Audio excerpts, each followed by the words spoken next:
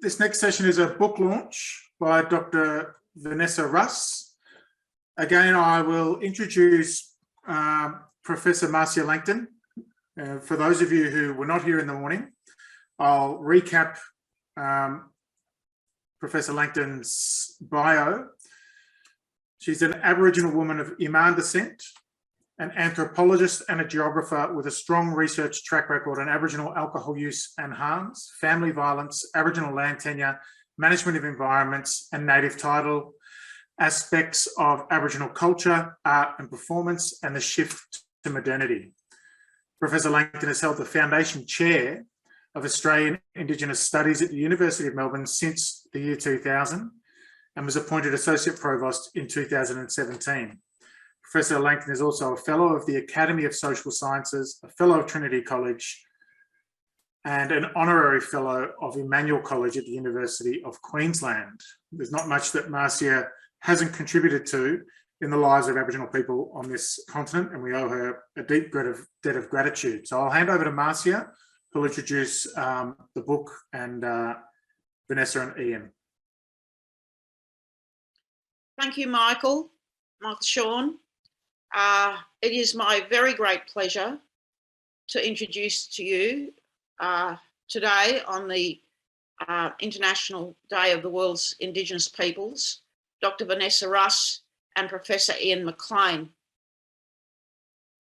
Dr. Vanessa Russ has joined us at the University of Melbourne, and her book has been published, and so today Professor Ian McLean will launch her book. I just want to say how excited I am to be able to read this book, and all of you who are interested in Aboriginal art, which carries so much of our Indigenous knowledge, will be, I'm sure, as excited as I am to read a book by a profoundly important Indigenous scholar. So let me introduce you to, first of all, Dr. Vanessa Russ. So to begin with, her book is entitled A History of Aboriginal Art in the Art Gallery of New South Wales, published by Routledge, and it was just recently published this year. So Dr. Vanessa Russ, is a Ngarinyin and Gija woman from the Kimberley region of Western Australia. She is the former Associate Director of the Berndt Museum of Anthropology at the University of Western Australia. She has a PhD in art history. And I believe Professor McLean was one of your supervisors. Is that right, Vanessa? Yes. In her PhD, she investigated the history of the Art Gallery of New South Wales, which, as many of you would know, has one of the largest holdings of Aboriginal and Torres Strait Islander art in Australia. And she established how Australian Aboriginal art came to be in the collections and the work to change the narrative of exclusion up until today. She has an extensive curatorial and research experience, having successfully managed the Berndt Museum for several years. And she's worked on several interdisciplinary projects that have included her disciplines such as anthropology, art history and Australian history. And indeed, she has an extensive knowledge of Aboriginal art and culture from several parts of the country. She is keenly interested in understanding evidence-based interventions that uncover contemporary colonisation and its history in Australia, as well as opportunities to transform the concept of the nation state with Aboriginal voices at the forefront. Vanessa, by the way, is also a practicing contemporary artist, and she's won awards for her work. So in this highly original study, she examines the gradual invention of Aboriginal art in the Art Gallery of New South Wales. But I'm going to leave it to Vanessa to talk about her own work, because I believe that she can do that so much better than me, of course. So Vanessa, welcome and many congratulations on the publication of your book. Thank you. Thanks, Professor Marcia Langton. I really appreciate the opportunity to launch the book with you and at the University of Melbourne. I'm on Whadjuk Budja here in Perth, and I just wanted to pay my respect to elders past and present on the land that I live and work on. I also wanted to recognise that the book is really about Aboriginal Australia, so the whole of Australia and Australian Aboriginal art, but it really needs to acknowledge the Gadigal mob of the Eora Nation in Sydney. And I set about doing that without knowing. I really started looking at the history of place, the history of how the colony started. And I know we talk a lot about the difference between notions of invasion, which is quite an Indigenous thing, and settler narrative. But hopefully when you read this book, you'll start to rethink the settler narrative and think more of the fortification of Sydney, the idea of consuming lands in order to increase wealth and trade. And I think that that's really the intention that came out of the research over time. I looked at the Art Gallery of New South Wales as a case study, and I absolutely love that state institution. I had the opportunity to work there with people like Hetty Perkins, Jonathan Jones, Amanda Peacock, Cara Pinchbeck is the current senior Aboriginal curator there, and had a really amazing experience and time. And it's through conversations with staff, past and present, that I both gained a passion for what they do and a real respect for how hard the work is in terms of engaging community mob all over Australia in a conversation. I also have to acknowledge people like Alan Krell and Joanna Mendelsohn from the College of Fine Arts, where I started. Joanna did a great course walking us through the Art Gallery of New South Wales, and it started me thinking about the colonial narrative versus the Aboriginal narrative. And so that's kind of where these things start. And of course, I have to recognise Professor Ian McLean, who was used to be at UWA, and Associate Professor Darren Jorgensen, who couldn't join us today, who is at UWA. Without them, I would not have passed my PhD.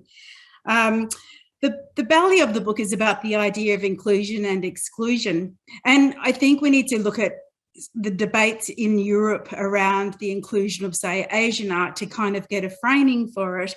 But one of the things I think we all know is that there is a mainstream Australia and then there's an Aboriginal Australia. And I think that was something I've always been fascinated with as we talk about sort of this Australia of the future, whilst we're caught up in the Australia of the past. And so I'm really interested in how do we think about the colony and how does Aboriginal art play a role in that conversation? The book started really with looking at ground up. So I did kind of think about where the gallery was situated in terms of Sydney Cove. And I also was thinking about how Sydney was formed as a colony itself. And over time, you see Aboriginal people, they don't leave Sydney at all. In fact, they're hanging out around the gallery from the moment they were fishing along, Woolloomooloo Bay, all the way up until today, where they still engage in ceremony on Yurong Point. So I think it's really important to recognise that. I think in terms of this idea of inclusion and exclusion, before I sort of talk about the book itself and how it's situated, I'm really interested in the way that we think about art history and particularly the way we define Australian art. We always seem to define it from a very Eurocentric position, and I wouldn't blame anyone for that, because that's the idea of art as an invention. And I think one of the challenges that we have is actually having enough evidence to actually define Australian art in new ways that includes Aboriginal art. And I don't think we're there yet. I also don't think that by placing Aboriginal art in state art galleries like the Art Gallery of New South Wales, that somehow resolves the conversation as well. Because a lot of the time we've found, and in the history of this book, you'll see that Aboriginal art was always in a basement, some basement somewhere, either packed away in a basement or hidden behind Hessian walls in a basement and then moved to another basement. So I think that that's really relevant to our conversation. I think that we shouldn't separate in some ways art history out from the actual acquisition decisions that gallery staff make as well. I guess one of the challenges that I had in the book was how far do you go? I cover the entire history of the Art Gallery of New South Wales from its initial inception with £500 in the 1800s until the establishment of Sydney Modern. And in that time, Aboriginal people have had to transition and shift and change and assimilate and then be inside, outside of society. So one of the challenges that I had in the book was actually building that story that was relevant to mob, to people thinking through their own position.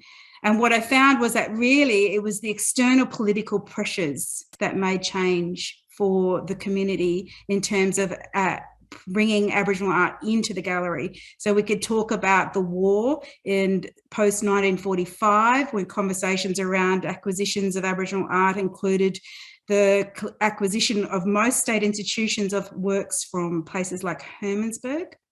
And then following that, we could think about the referendum decisions that were made, the push by community, especially in Northern Australia, to get politicians to pay attention to their land rights. That also helped. We go into the 1990s when we think of the Deaths into Custody Royal Commission, which really significantly influenced the decision to employ curators of Aboriginal heritage. So I think that that's kind of the overall story of the book, and I hope you all get to read it. Thank you so much for letting me launch it on your program.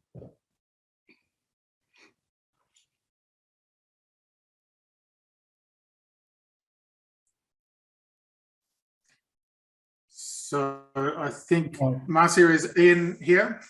Yes, Yep. yes. I'm just about to hand over to him. Thank you, Michael.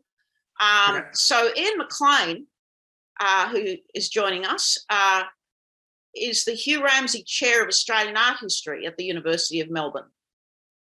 He has a long and wonderful history of engagement with Australian art and particularly Indigenous art.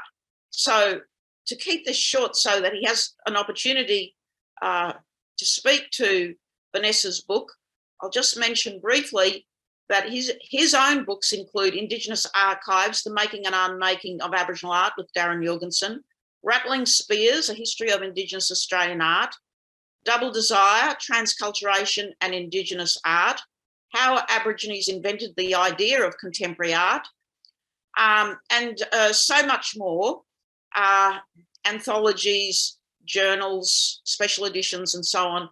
Let me hand over to Professor Ian McLean. Thank you, Ian. Thank you very much, Marcia, and thank you for the invitation to be part of this very important day. I think that the recognition of First Nations and their rights by a body of nation states was a long battle which the Australian nation state resisted to the end, just about. And it's a victory, I think, that should be remembered and celebrated. And it's also, I think, the story of Vanessa's book as well. Now, I was born and raised in Cairns in North Queensland, and after teaching art history for some 25 years in the north, south, east and west of this continent, I've ended up here in Parkville, Melbourne University in Wurundjeri country. And wherever we are from and wherever we have been and wherever we are now, we should always, I think, remember how we got here and on whose shoulders we travelled, the shoulders of those who preceded us. Now, I do this through my profession as an art historian, and so does Vanessa. This is what her book on the collecting practices of the Art Gallery of New South Wales is all about, I think. It's a story, as she explained, it's a story of a journey from absence and invisibility to increasing invisibility of Indigenous art in the discourses of national art. And while I think she's perfectly right to say there's still a fair way to go, it's a story that echoes struggles, I think, in other spheres in Australia. It's immensely satisfying for a teacher to see their students make good. And Vanessa's been making good for quite a while now. But it's a very special honour to be invited by one of them to speak on an occasion such as this. just to see a thesis where I was there at the beginning of it, and then to see, you know, this is how long a thesis takes to often get out. Well, only a few actually get out to start with. Now, I met Vanessa over a decade ago when I was teaching at the University of Western Australia, and she had just returned from Sydney, excited, as she's told you, after studying and working what by then was a rich and stimulating and fairly new still contemporary art scene. And Vanessa, I immediately felt Vanessa's energy, you know, when she came to ask to study, because you could feel her ambition to learn, but also to make waves with that knowledge. She already had very strong ideas about the relationship between Aboriginal and Australian national culture, and those ideas I've just seen develop, and they resonate throughout this book, I think, Vanessa. Now, Vanessa was also very special to me because she was the first postgraduate Aboriginal student I'd supervised in my 20-year career. That, to me, tells you something about how Anglo-centric art history still is in Australia. I knew plenty of Aboriginal artists and curators by then, but Aboriginal art historians and critics were thin on the ground. We're beginning to see a few now, but this is another reason why this book, I think, it's such a welcome addition to our discipline. Another thing that fascinated me about Vanessa was her unusual background growing up in a Kimberley cattle station. Working from a young age, she told me many stories about this with her father, and out there on the horses with her father and other drovers, and imbibing the stories about place around the campfires. Now, drovers are natural philosophers.